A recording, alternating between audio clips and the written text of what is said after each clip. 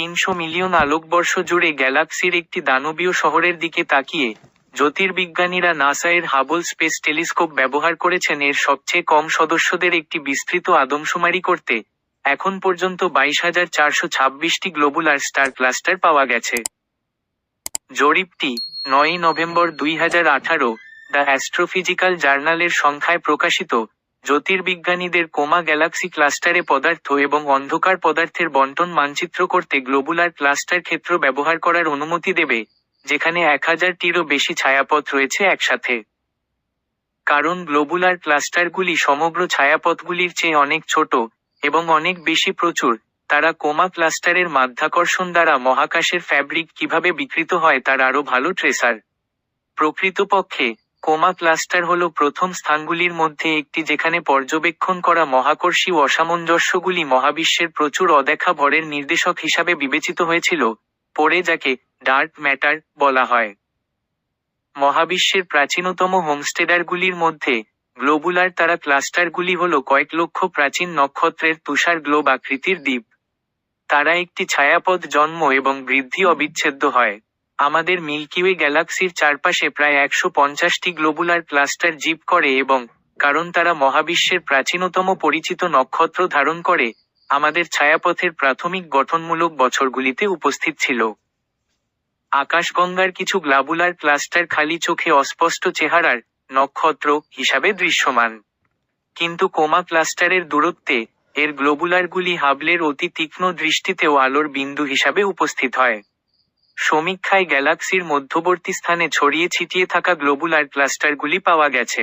Traffic jam ক্লাস্টারের ভিতরে গ্যালাক্সির কাছাকাছি সংঘর্ষের কারণে তারা তাদের বাড়ির গ্যালাক্সি থেকে এতিম হয়েছে।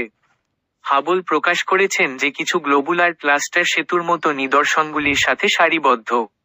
এটি গ্যালাক্সিগুলির মধ্যে মিথস্ক্রিয়াগুলির জন্য সুস্পষ্ট প্রমাণ যেখানে তারা মাধ্যাকর্ষণভাবে একে অপরকে টাফি টানার মতো টান দেয়। অস্ট্রেলিয়ার সিডনিতে অস্ট্রেলিয়ান টেলিস্কোপ ন্যাশনাল ফ্যাসিলিটির জ্যোতির্বিজ্ঞানী জুয়ান মাদ্রিদ প্রথম কোমায় গ্লোবুলার ক্লাস্টারের বিতরণ সম্পর্কে চিন্তা করেছিলেন যখন তিনি হাবলের চিত্রগুলি পরীক্ষা করছিলেন যা দেখায় যে গ্লোবুলার ক্লাস্টারগুলি ছায়াপথের যে কোনো প্রদত্ত ফটোগ্রাফের প্রান্ত পর্যন্ত প্রসারিত। Coma Cluster. তিনি হাবলের একটি উত্তরাধিকার সমীক্ষা থেকে আরও ডেটার অপেক্ষায় ছিলেন যা সম্পূর্ণ কোমা ক্লাস্টারের ডেটা পাওয়ার জন্য ডিজাইন করা হয়েছিল, যাকে বলা হয় কোমা ক্লাস্টার ট্রেজারি সার্ভে। যাই হোক, প্রোগ্রামের অর্ধেক পথ 2006 সালে হাবলের শক্তিশালী advanced camera for survey x একটি ইলেকট্রনিক্স ব্যর্থতা ছিল। এসিএস পরে 2009 হাবল সার্ভিসিং মিশনের সময় নভোচারীরা মেরামত করেছিলেন। সমীক্ষার ফাঁক পূরণ করতে মাদ্রিদ এবং তার দল পরিশ্রমের সাথে বিভিন্ন হাবল পর্যবেক্ষণ প্রোগ্রাম থেকে নেওয়া গ্যালাক্সি ক্লাস্টারের অসংখ্য হাবল চিত্র টেনে আনে। এগুলি মেরিল্যান্ডের বাল্টিমোরে স্পেস টেলিস্কোপ সায়েন্স ইনস্টিটিউটের মিকুলস্কি আর্কাইভ ফর স্পেস টেলিস্কোপে সংরক্ষণ করা হয়েছে। তিনি ন্যাশনাল সায়েন্স ফাউন্ডেশনের আন্ডারগ্র্যাজুয়েট প্রোগ্রামের গবেষণার অভিজ্ঞতার শিক্ষার্থীদের সাথে কাজ করে ক্লাস্টারের কেন্দ্রীয় অঞ্চলের একটি মোজাইক একত্রিত করেছিলেন। মাদ্রিদ বলেছে, এই প্রোগ্রামটি অল্প বা কোনো জ্যোতির্বিদ্যা সহ বিশ্ববিদ্যালয়গুলিতে নথিভুক্ত শিক্ষার্থীদের ক্ষেত্রে অভিজ্ঞতা অর্জনের সুযোগ দেয়। দলটি কোমা মোজাইক ইমেজগুলিকে পরীক্ষা করার জন্য অ্যালগরিদম তৈরি করেছে যাতে কমপক্ষে 100,000টি সম্ভাব্য উৎস রয়েছে। প্রোগ্রামটি গ্লোবুলার ক্লাস্টারের রং, বার্ধক্যজনিত লাল তারার আভা দ্বারা প্রভাবিত, এবং বহিরাগত বস্তুগুলিকে নির্মূল করার জন্য গোলাকার আকৃতি ব্যবহার করেছিল। বেশিরভাগ পটভূমি ছায়াপথগুলি কোমা ক্লাস্টারের সাথে যুক্ত নয়। যদিও হাবলের অতুলনীয় সংবেদনশীলতা এবং রেজলিউশন সহ চমৎকার ডিটেক্টর রয়েছে, তবে তাদের প্রধান ত্রুটি হল তাদের দেখার ছোট ক্ষেত্র রয়েছে। আমাদের গবেষণার একটি দুর্দান্ত দিক হল যে এটি আশ্চর্যজনক বিজ্ঞান প্রদর্শন করে যা নাসা এর পরিকল্পিত wide field infrared survey telescope WFIRST এর মাধ্যমে সম্ভব হবে, যা হাবলের চেয়ে অনেক বড় দৃষ্টিভঙ্গি ক্ষেত্র থাকবে, বলেছেন মাদ্রিদ।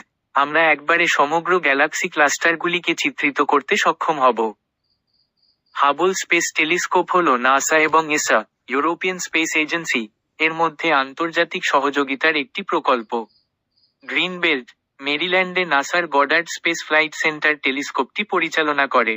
মেরিল্যান্ডের বাল্টিমোরে space telescope science institute STSCI Hubble বিজ্ঞানের অপারেশন পরিচালনা করে।